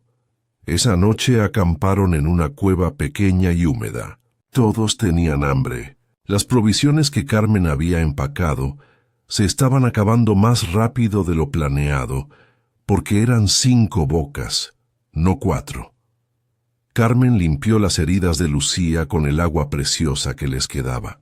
Las quemaduras se estaban infectando de nuevo por el sudor, la suciedad, el esfuerzo constante. «No voy a llegar», susurró Lucía esa noche, su voz quebrada. «No puedo más. Cada paso es un infierno». «Déjenme aquí. Sigan ustedes. Por favor». «Ya te dije que te calles», respondió Carmen, pero su voz estaba llena de miedo porque sabía que Lucía tenía razón. Al ritmo que iban no llegarían a tiempo. «Llegaremos, todos llegaremos juntos, te lo prometo». El tercer día, al atardecer, cuando el sol comenzaba a descender tiñendo el cielo de naranja y púrpura, llegaron al obstáculo que don Ernesto había mencionado, pero que Carmen había minimizado en su desesperación. La plantación de coca. Se extendía ante ellos como un mar interminable. Hectáreas y hectáreas de arbustos bajos de coca, perfectamente alineados en filas rectas, y entre las filas, hombres armados patrullando constantemente. Podían verlos desde su posición elevada en el borde del bosque. Al menos 20 guardias caminando entre las plantas, algunos con perros atados con correas, otros con rifles al hombro. «No hay manera de rodearlo», dijo Carmen con desesperación en la voz, mirando hacia ambos lados. «Se extiende por kilómetros en todas las direcciones. Tenemos que cruzar directamente por el medio, o dar la vuelta durante días que no tenemos». «Es un suicidio», susurró Lucía, su ojo sano fijo en los guardias. «Nos van a ver. Con mi cara me van a reconocer inmediatamente. Moreno debe haber puesto mi descripción en todas las plantaciones de la región. Nos van a matar a todos, estaban atrapados. Adelante». La plantación imposible de cruzar sin ser vistos. Atrás, Moreno y sus hombres siguiendo su rastro con helicópteros y perros. No había salida. Fue entonces cuando escucharon una voz pequeña, infantil que venía de los arbustos detrás de ellos. Yo los puedo ayudar. Se giraron de golpe, asustados. Carmen se puso instintivamente frente a sus hijos y a Lucía, lista para defenderlos. Oculto entre los helechos gigantes había un niño de aproximadamente 9 o 10 años. Estaba descalzo, con ropa sucia y rasgada que le quedaba grande. Su rostro era delgado, casi esquelético. Sus ojos grandes y antiguos, demasiado viejos para su edad, como si hubiera visto cosas que ningún niño debería ver. «¿Quién eres?», preguntó Carmen con voz baja pero firme, sin bajar la guardia. «¿Qué quieres?». «Me llamo Toño», dijo el niño saliendo lentamente de su escondite, las manos levantadas para mostrar que no tenía armas. «Los vi subiendo por la montaña desde ayer. Sé a dónde van. Van al refugio de las nieblas, ¿verdad?». Carmen no respondió, pero su silencio fue respuesta suficiente. ¿Cómo sabía este niño? «Yo conozco un camino secreto por la plantación», continuó Toño, su voz baja y rápida. «Un camino que los guardias no conocen. Solo los niños lo sabemos. Puedo llevarlos al otro lado sin que los vean». «¿Por qué nos ayudarías?», preguntó Lucía con desconfianza, estudiando al niño con su ojo sano. «No nos conoces. Podríamos ser peligrosos». El niño la miró directamente, sin miedo, sin asco por su rostro quemado y desfigurado. «Porque mi hermana desapareció hace 2 años», dijo con voz temblorosa pero firme. «Se llamaba Beatriz.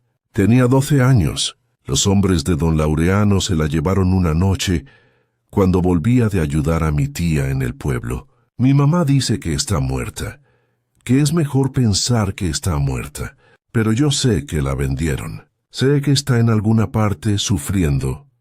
Hizo una pausa, las lágrimas llenando sus ojos pero sin caer.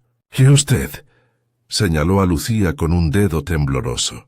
«Usted es la periodista que escribía sobre los niños desaparecidos, sobre el tráfico de personas. Vi su foto en un periódico que uno de los guardias tiró hace meses. Decían que usted estaba muerta, que la habían quemado, pero está viva. Y si está viva, significa que todavía hay esperanza de que alguien cuente la verdad sobre lo que le pasó a mi hermana». Carmen miró a Lucía. Lucía, con lágrimas corriendo por su rostro cicatrizado, asintió lentamente. «Está bien, Toño», dijo Carmen arrodillándose para quedar a la altura del niño. «Muéstranos el camino». «Pero si esto es una trampa, si nos entregas...». «No es una trampa», interrumpió Toño con fiereza. «Lo juro por mi hermana Beatriz. Lo juro por mi vida». Esperaron escondidos en el bosque hasta la medianoche. Toño les explicó en susurros que los guardias hacían cambio de turno a esa hora exacta, y había un periodo de aproximadamente 15 minutos donde la vigilancia se relajaba, donde los guardias viejos ya estaban cansados y los nuevos aún no estaban completamente despiertos. El camino secreto que Toño conocía no era realmente un camino visible.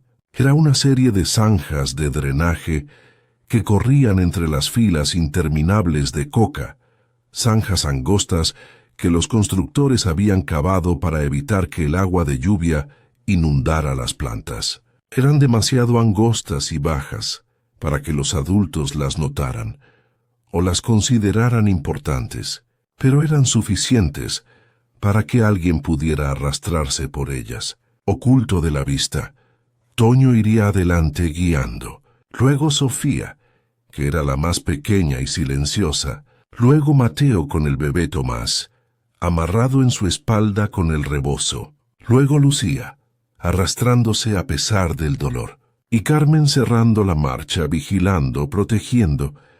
«Tienen que ir en completo silencio», susurró Toño, su voz infantil cargada de una seriedad mortal. «Ni un sonido. Si un perro los huele, si un guardia los ve, corremos hacia el bosque del otro lado y no miramos atrás. ¿Entendido?». Todos asintieron, hasta el bebé Tomás pareció entender la gravedad del momento, y permaneció en silencio contra la espalda de su hermano. A la medianoche exacta, comenzaron el descenso hacia la plantación. Arrastrarse por las zanjas de drenaje fue una tortura física y mental. El espacio era tan angosto que tenían que moverse sobre sus estómagos, empujándose con los codos y las rodillas como serpientes. El lodo espeso y frío les cubría la cara, les entraba en la boca, en los ojos. El olor a químicos de la coca era abrumador, dulce y nauseabundo al mismo tiempo. Lucía gemía en silencio cada vez que sus quemaduras rozaban contra el suelo áspero de la zanja, pero seguía avanzando centímetro a centímetro, mordiéndose el labio hasta sangrar para no gritar. Podían oír las voces de los guardias a ambos lados, a veces a solo 5 o 6 metros de distancia, hablando de fútbol, de mujeres, de dinero. El olor a cigarro flotaba en el aire. Los perros ladraban ocasionalmente en la distancia, pero gracias a Dios, el viento soplaba en dirección opuesta, llevando su olor lejos de los animales. Estaban aproximadamente a mitad de camino. Habían estado arrastrándose durante casi 1 hora, cuando el bebé Tomás, exhausto, aterrorizado y confundido, empezó a llorar. Mateo le tapó la boca inmediatamente con su mano, pero el sonido ya había salido. Un llanto breve pero audible en el silencio de la noche. «¿Qué fue eso?», gritó un guardia cercano, su voz alerta. Todos se congelaron completamente, presionándose contra el fondo lodoso de la zanja, sin respirar, sin moverse, convertidos en estatuas de barro. Pasos pesados se acercaron. Una linterna potente barrió el área sobre sus cabezas, el haz de luz pasando a centímetros de donde estaban escondidos. Carmen cerró los ojos con fuerza, abrazando a Lucía contra ella, rezando en silencio a un Dios en el que ya casi no creía. «Debe ser una guagua», dijo otro guardia con voz aburrida. «Siempre andan por aquí en la noche, buscando comida entre las plantas». «¿Seguro?». El primero no parecía convencido. «Seguro. Ven, vamos a terminar la ronda. Tengo frío y quiero café». Los pasos se alejaron lentamente. La linterna se apagó. Esperaron 5 minutos eternos que parecieron horas, sin moverse, sin respirar, escuchando los latidos de sus propios corazones. Luego Toño, desde adelante, hizo una señal silenciosa con la mano. Continuar. Y continuaron arrastrándose en la oscuridad, más despacio ahora, más cuidadosos, más aterrorizados. Tardaron 3 horas en cruzar lo que normalmente habría tomado 20 minutos caminando, pero cuando finalmente salieron del otro lado, subiendo por una colina cubierta de vegetación espesa hacia el bosque seguro, todos estaban llorando en silencio, de alivio, de agotamiento, de gratitud pura por estar vivos. «Lo logramos», susurró Mateo, su voz quebrada. «Lo logramos, mamá». Toño los guió 2 kilómetros más hacia arriba, alejándolos de la plantación, hasta que llegaron a un punto donde podía ver un sendero estrecho entre los árboles gigantes. «Sigan ese sendero hacia arriba», les dijo señalando. «Los llevará al páramo. Van a pasar mucho frío, pero es la única manera. Desde el páramo verán las luces del refugio a lo lejos. Son 2 días más de camino, tal vez 3 con la señora herida. ¿No vienes con nosotros?», preguntó Carmen, sorprendida y triste a la vez. Toño negó con la cabeza, las lágrimas brillando en sus ojos. «No puedo. Tengo que volver. Mi mamá me necesita. Si desaparezco, van a sospechar, van a pensar que sé algo. Pero ustedes, cuando lleguen al refugio, díganle a la gente allá lo que le pasó a mi hermana Beatriz. Sí, díganles que se llamaba Beatriz Gómez, que tenía 12 años cuando se la llevaron. Era bonita, Le gustaba cantar canciones de la radio. Díganles que alguien la recuerde. Lucía se arrodilló ignorando el dolor que le atravesaba las piernas y abrazó al niño con fuerza. Te lo prometo, Toño. Te lo prometo con mi vida. Voy a escribir sobre ella, sobre Beatriz, sobre todos los niños desaparecidos. Voy a hacer que el mundo entero sepa sus nombres. Tu hermana no será olvidada. Ninguno de ellos será olvidado. Toño asintió, intentando ser valiente, pero las lágrimas corrían libremente por su rostro sucio. Cuídense mucho. Y usted, señaló a Lucía, usted tiene que vivir, tiene que contar todo, por favor. Luego el niño desapareció en la oscuridad, corriendo de vuelta hacia la plantación, hacia su madre, hacia su vida imposible de pobreza y pérdida.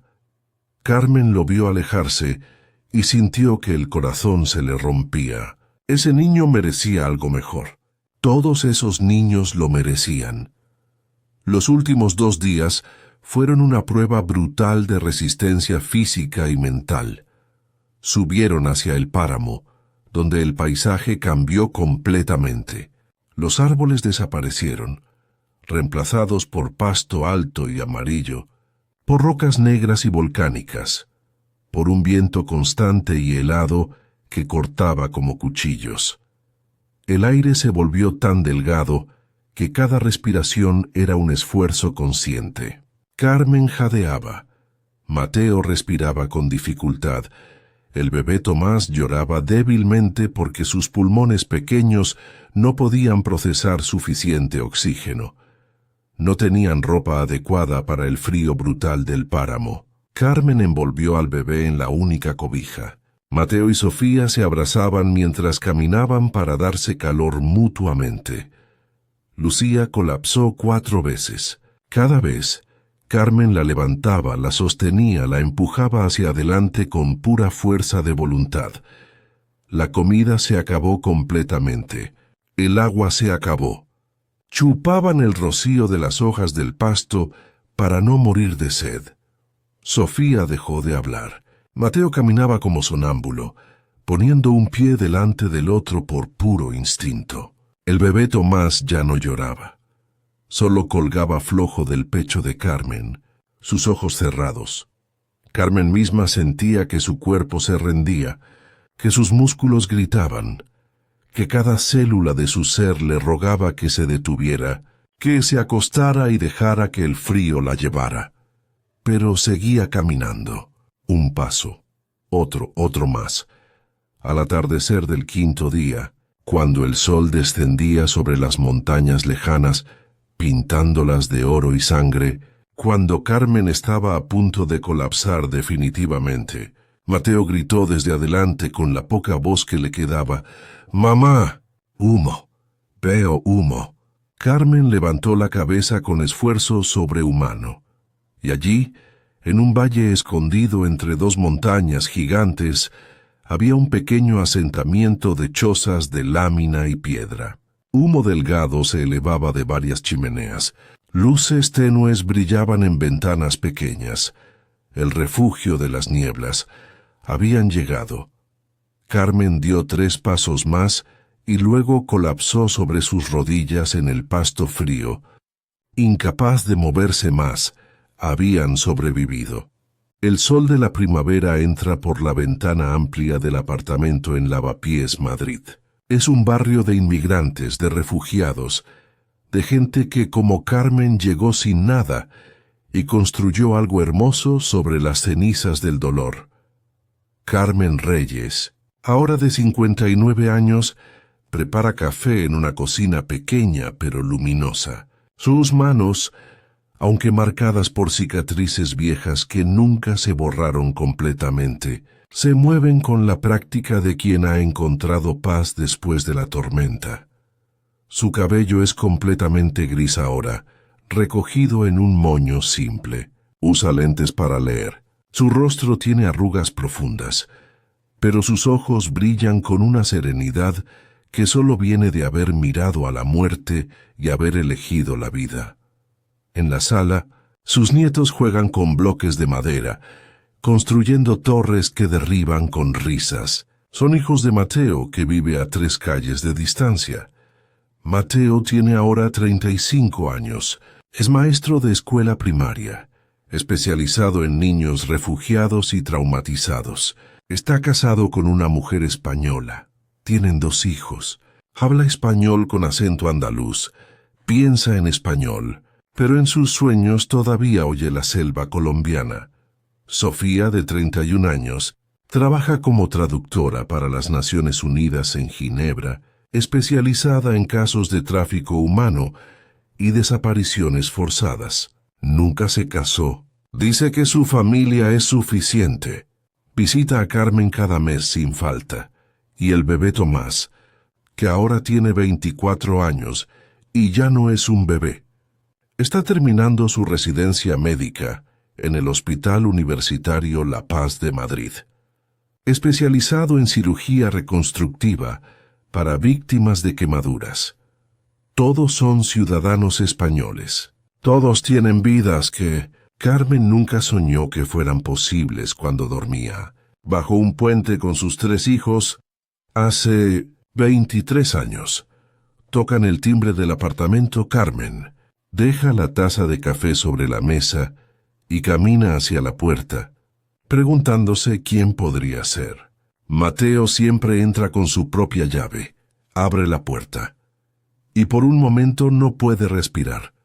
En el umbral hay un joven de aproximadamente 25 años, alto, delgado, con ojos que Carmen reconoce inmediatamente, aunque nunca lo había visto adulto. Tiene el cabello corto, viste ropa sencilla pero limpia, y en sus ojos hay una mezcla de nerviosismo y esperanza. «¿Toño?», susurra Carmen incrédula, llevándose la mano al pecho. El joven sonríe y es la sonrisa de un niño que creció demasiado rápido, pero que nunca perdió la bondad. «Soy yo, doña Carmen, Antonio Gómez, el niño que las guió por la plantación de coca hace 23 años». Carmen lo abraza con una fuerza que sorprende a ambos, llorando abiertamente, sin vergüenza. «Dios mío, niño, niño mío, ¿cómo nos encontraste? ¿Cómo llegaste hasta aquí?».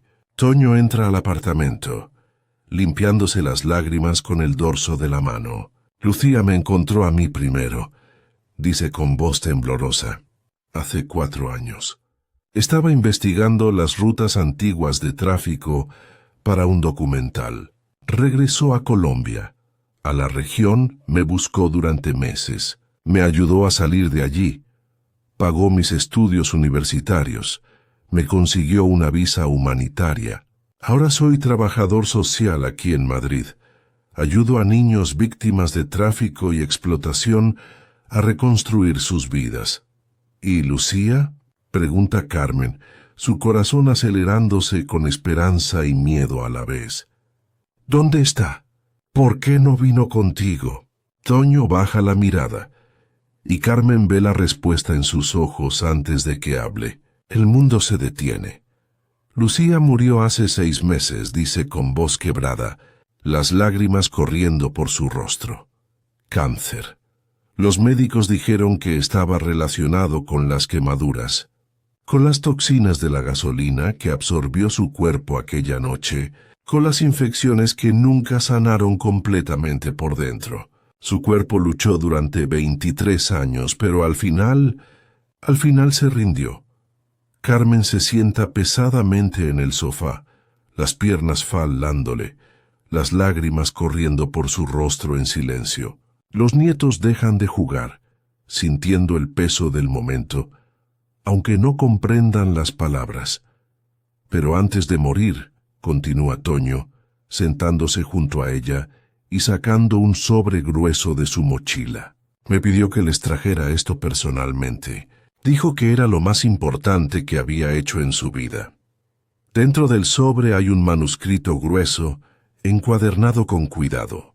El título en la portada dice: «Las que ardieron, testimonios del tráfico olvidado por Lucía Montoya», y debajo, una carta manuscrita con letra temblorosa pero legible: «Querida Carmen, Si estás leyendo esto, significa que mi cuerpo finalmente se rindió. Pero no tengas tristeza por mí. No tengo miedo. No tengo arrepentimientos. He vivido 23 años más de los que tenía derecho a vivir. Cada día después de aquella cisterna fue un regalo que tú me diste con tus propias manos. Este libro es mi testamento final. Son las historias de 214 personas que desaparecieron en esas rutas del horror entre 1985 y 2010. 214 nombres, 214 vidas, 214 familias destruidas, incluyendo a Beatriz Gómez, la hermana de Toño. Él la encontró, Carmen. ¿Puedes creerlo? Toño la encontró. Está viva. Está en Guatemala, trabajando en una cooperativa textil. Logramos traerla de vuelta a Colombia hace 3 años. Está sanando lentamente, reconstruyendo su vida pedazo a pedazo. Es un milagro pequeño en un océano de horror, pero es un milagro real. En estos 23 años publiqué 4 libros, di conferencias en 22 países. Entrené a 63 periodistas de investigación. Ayudé a rescatar, directa o indirectamente, a 486 personas del tráfico humano. Pero nada de eso habría pasado si tú no hubieras bajado a esa cisterna. No compraste una cabaña aquel día en 1993, Carmen. Compraste 214 vidas. Compraste la libertad de Beatriz. Compraste mi voz para poder contar sus historias. Don Laureano nunca fue a prisión. Lo siento. Sé que querías justicia. Huyó a Panamá cuando las investigaciones internacionales se acercaron demasiado en 1998. Murió allá en 2011 de viejo, a los 78 años, en su mansión con vista al mar, rodeado de lujo comprado con sangre. La justicia humana falló. Esa verdad me quema más que la gasolina. Pero el capitán Moreno tuvo un final diferente. 4 años después de aquella noche cuando nos persiguió, fue encontrado muerto en su propia casa, en Río Sucio. Dijeron oficialmente que fue un robo, pero todos sabemos la verdad. Los mismos paramilitares que trabajaban para Laureano lo mataron cuando se volvió un riesgo, cuando comenzó a beber demasiado y a hablar demasiado en los bares, presumiendo de cosas que nunca debió decir. El monstruo fue devorado por sus propios demonios. Justicia no siempre llega de la forma que queremos, pero llega. Quiero que sepas algo más, Carmen, algo que nunca te dije en persona, porque no encontraba las palabras correctas. Cuando estaba en esa cisterna, quemada, muriendo de sed, perdiendo la esperanza día tras día, llegué a un punto donde ya no quería vivir. El dolor era demasiado, la desesperanza era demasiado. Estaba lista para dejarme morir, y entonces te oí a ti. Oí tu voz llamando, oí a tus hijos jugando, oí la vida sobre mi cabeza y pensé, si esta mujer, que claramente no tiene nada, que está tan desesperada como yo, todavía tiene la capacidad de cuidar a 3 niños con amor y paciencia, entonces tal vez el mundo no está completamente perdido. Tal vez todavía vale la pena luchar. Tú me salvaste antes de siquiera saber que yo existía. Me salvaste con el simple acto de ser una buena madre en medio del infierno. Gracias por no cerrar la tapa de la cisterna y alejarte. Gracias por bajar a la oscuridad, cuando habría sido más fácil, más seguro, más inteligente dar la vuelta. Gracias por enseñarles a Mateo, Sofía y Tomás que la compasión vale más que el miedo. Te amo, mamá Carmen, porque eso es lo que fuiste para mí. Mi segunda madre, la que me dio una segunda vida, hasta que nos volvamos a encontrar Lucía Montoya. Postdata, le dije a Toño dónde están enterradas mis cenizas. Es un lugar hermoso en las montañas cerca de Madrid, con vista a un valle verde. Si algún día quieres visitarme, él te puede llevar. Pero no llores por mí allí. Mejor cuéntame historias de tus nietos. Esas siempre fueron mis favoritas. Carmen termina de leer la carta, con el rostro empapado de lágrimas. La abraza contra su pecho, sintiendo el peso de 23 años de amor, de lucha, de pérdida y de victoria. Toño espera en silencio, llorando también. Después de un momento habla de nuevo. Quería que supiera algo más, doña Carmen. El refugio de las nieblas todavía existe. Ya no es solo un campamento de personas escondidas. Lucía donó todo el dinero de sus 3 primeros libros, más de 200.000 euros, para comprarlo oficialmente al gobierno colombiano y convertirlo en algo permanente. ¿Qué cosa? Se pregunta Carmen, su voz apenas un susurro. Un centro de rehabilitación y protección para víctimas de tráfico humano, dice Toño con orgullo en la voz. Se llama Centro de Esperanza Lucía Montoya. Tiene capacidad para 50 personas. Ofrece terapia psicológica, capacitación laboral, educación, refugio seguro. Ayudamos a entre 40 y 60 personas al año a reconstruir sus vidas, a escapar de sus traficantes, a sanar sus traumas. Carmen no puede hablar, solo puede llorar y abrazar el manuscrito contra su pecho. Y hay algo más, continúa Toño, sacando una fotografía de su billetera con manos temblorosas. Esta es mi hija. Se llama Carmen Lucía, tiene 3 años. Nació aquí en Madrid. Es ciudadana española y colombiana. Le muestra la foto a Carmen. Es una niña pequeña de ojos enormes y brillantes, con una sonrisa que ilumina toda la fotografía. Lleva un vestido amarillo y sostiene un peluche. Carmen mira la foto y siente que su corazón, que estaba roto por la muerte de Lucía, comienza a sanar. Esta niña, esta hermosa niña que lleva su nombre y el de Lucía, es la prueba viviente de que todo valió la pena. Quería que la conocieras, dice Toño. Está abajo con mi esposa esperando. No quise traerla sin tu permiso. Pero ella sabe quién eres tú. Le he contado la historia 1000 veces. Cómo una mujer valiente salvó a una periodista en una cisterna. Cómo esa mujer llevó a sus 3 hijos a través de la selva y las montañas. Cómo esa mujer eligió la compasión cuando el mundo le pedía crueldad. Tráela, dice Carmen, limpiándose las lágrimas. Por favor, quiero conocer a Carmen Lucía. Toño sale y regresa momentos después, con una mujer joven de cabello oscuro, y de su mano, caminando con pasos inciertos pero llenos de curiosidad, viene la niña de la fotografía. Carmen Lucía ve a Carmen y, con la intuición inexplicable de los niños pequeños, suelta la mano de su padre y corre hacia ella con los brazos abiertos. «Abuela Carmen», grita con voz aguda y feliz. Carmen la levanta, la abraza, la sostiene contra su pecho y llora y ríe al mismo tiempo. Mateo, que había llegado hace unos minutos y estaba observando desde la puerta de la cocina, se acerca y abraza a su madre y a la niña juntas.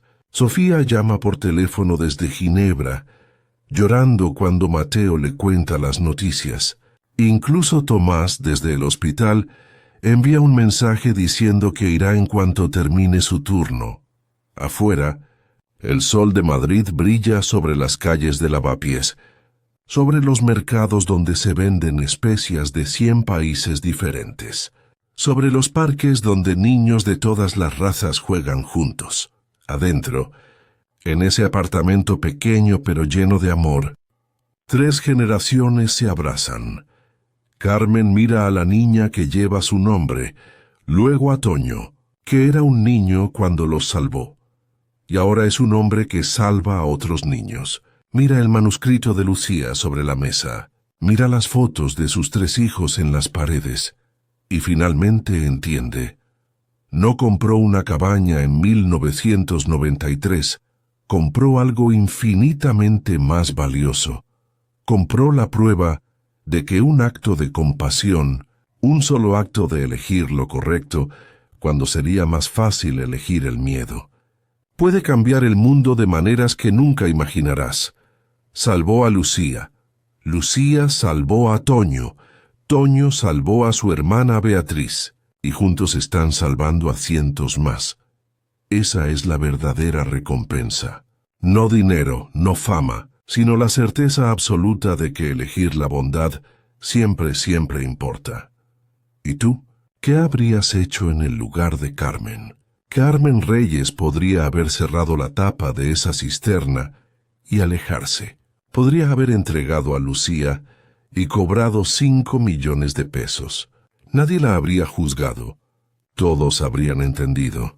Tenía 3 hijos hambrientos que alimentar, pero eligió diferente.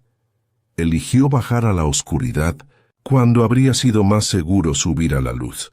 Eligió la compasión cuando la compasión podía matarla y matar a sus hijos. Eligió enseñarles a Mateo, Sofía y Tomás con el ejemplo, no con palabras, que hay cosas más importantes que la supervivencia individual. Y al final, esa elección no solo salvó a Lucía, salvó a 214 personas cuyas historias Lucía documentó. Salvó a 486 personas que Lucía ayudó a rescatar. Salvó a Beatriz, la hermana de Toño. Salvó a Toño mismo, que ahora salva a otros. Salvó a las 50 personas al año que el Centro Lucía Montoya sigue ayudando. Y salvó el alma de Carmen y de sus 3 hijos. Les dio algo que ningún dinero puede comprar, la certeza de que hicieron lo correcto. La compasión no fue su perdición, fue su salvación. Me conmueve profundamente leer sus propias historias de fortaleza aquí en el canal. Si esta historia te tocó el corazón, si crees que la compasión es el acto de resistencia más grande que existe en un mundo que nos pide ser crueles para sobrevivir, te invito a suscribirte. No estás solo. Esta es una comunidad de personas que sienten profundo, que creen que la bondad importa, que saben que hacer lo correcto a veces duele, pero siempre vale la pena. Cuéntanos en los comentarios, ¿qué fue lo que sentiste? ¿Qué aprendiste de la decisión de Carmen en esa cisterna? ¿Habrías tenido tú ese valor? ¿Conoces a alguien que haya elegido la compasión sobre el miedo? Queremos leerte. Queremos saber tu historia. Y por favor, comparte esta historia. Compártela para que la voz de Carmen, la voz de Lucía y la de tantas personas que hacen lo correcto cuando nadie está mirando, cuando nadie las recompensará, sea escuchada en cada rincón del mundo. Porque en un mundo que nos enseña a ser egoístas, a protegernos solo a nosotros mismos, a cerrar los ojos ante el sufrimiento ajeno, la compasión es un acto revolucionario. La compasión es valentía. La compasión es resistencia. La compasión es lo único que puede salvarnos a todos. Hasta la próxima historia. Amigos, que la bondad de Carmen Reyes los acompañe siempre. Esta es una historia inspirada en hechos reales ocurridos en Colombia durante los años 90, adaptada y modificada para proteger la identidad de las personas involucradas. Según informes de organizaciones de derechos humanos, entre 1985 y 2010, más de 7,000 activistas, periodistas, trabajadores humanitarios y testigos de crímenes fueron asesinados o desaparecidos en Colombia. Esta historia está dedicada a todas las Carmen del mundo, a todas las madres, padres, hermanos y hermanas que eligieron la compasión cuando el mundo les pedía crueldad, a todos los que bajaron a la oscuridad para salvar a un desconocido. Descansen en paz. Todas las Lucías que ardieron por decir la verdad. Todos los niños que nunca regresaron a casa, nunca serán olvidados.